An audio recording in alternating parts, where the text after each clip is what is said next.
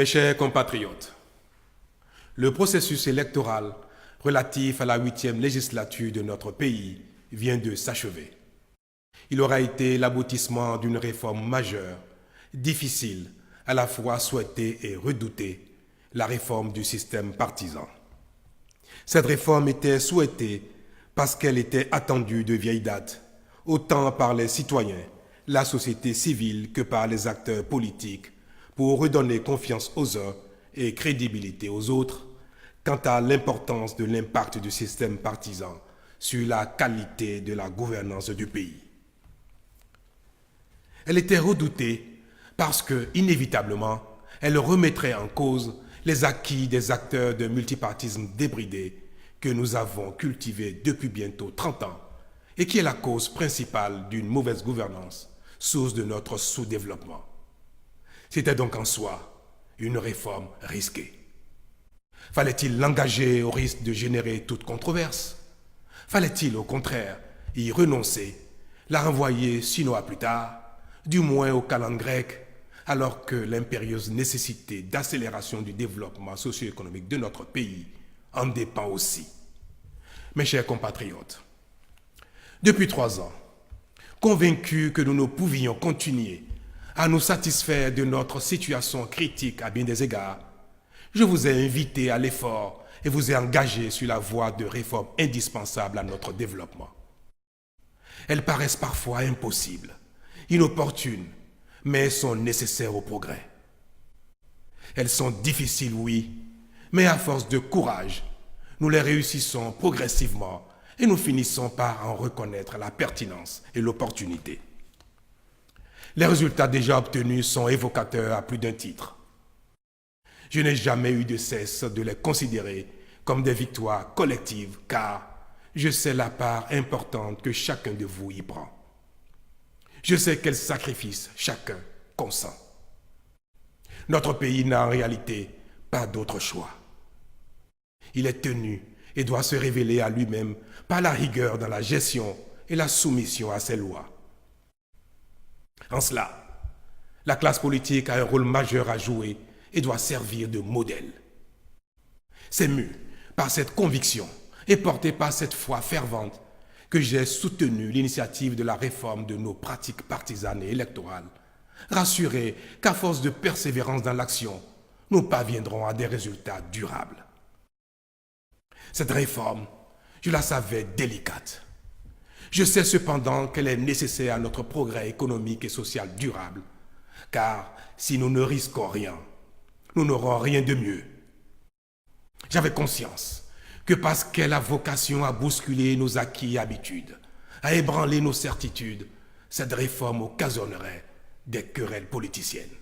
Nous nous y sommes courageusement engagés, mais certains d'entre nous n'ont pas su faire preuve de sagesse, de mesure et de patriotisme.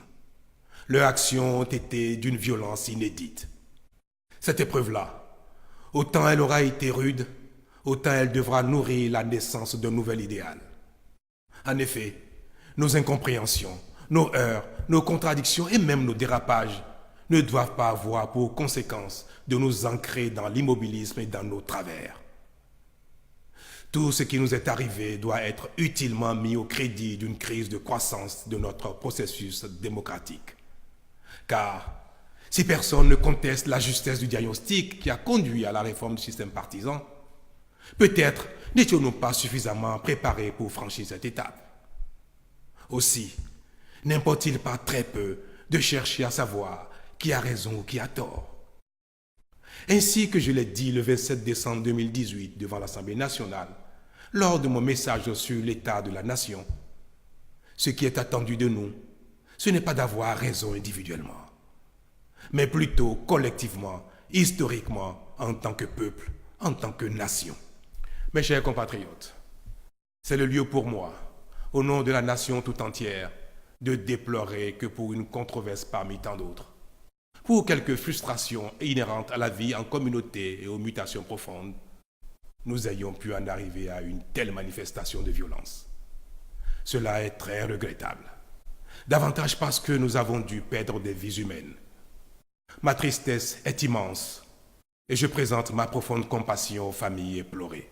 De même, j'ai une pensée affective pour les agents des forces de défense et de sécurité, agressés ou blessés, et je salue leur sens de devoir et de sacrifice au service de la République et pour la protection des personnes et des biens.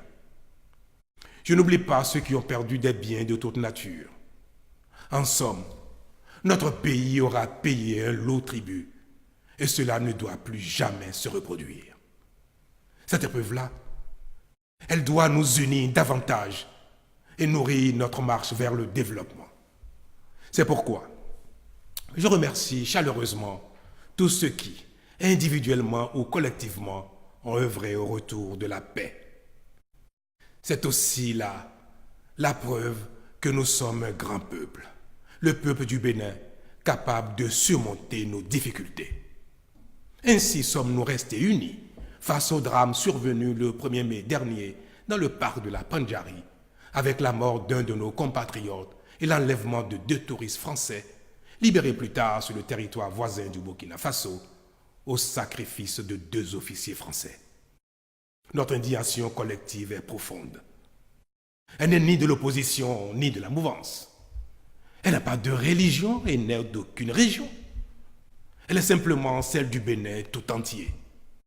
Je veux ici, au nom de tous, rendre un vibrant hommage à notre compatriote assassiné, aux soldats français tués et saluer la libération des 2 touristes. Je veux surtout vous rassurer qu'en attendant les résultats des enquêtes, mon gouvernement a promptement pris la mesure de la situation. C'est pourquoi, bien que le parc soit déjà aux normes internationales grâce au savoir-faire de notre partenaire African Park, nous avons décidé de renforcer davantage le dispositif de sécurité, aussi bien en effectifs qu'en moyens logistiques ultramodernes. Ceux-ci seront mis en place à très court terme. Mes chers compatriotes, des difficultés, il y en aura sans doute encore sur notre parcours, pour rythmer notre quête légitime de progrès et éprouver notre détermination à y parvenir. Mais comme à chaque fois, nous saurons puiser en nous les ressources pour être à la hauteur des attentes.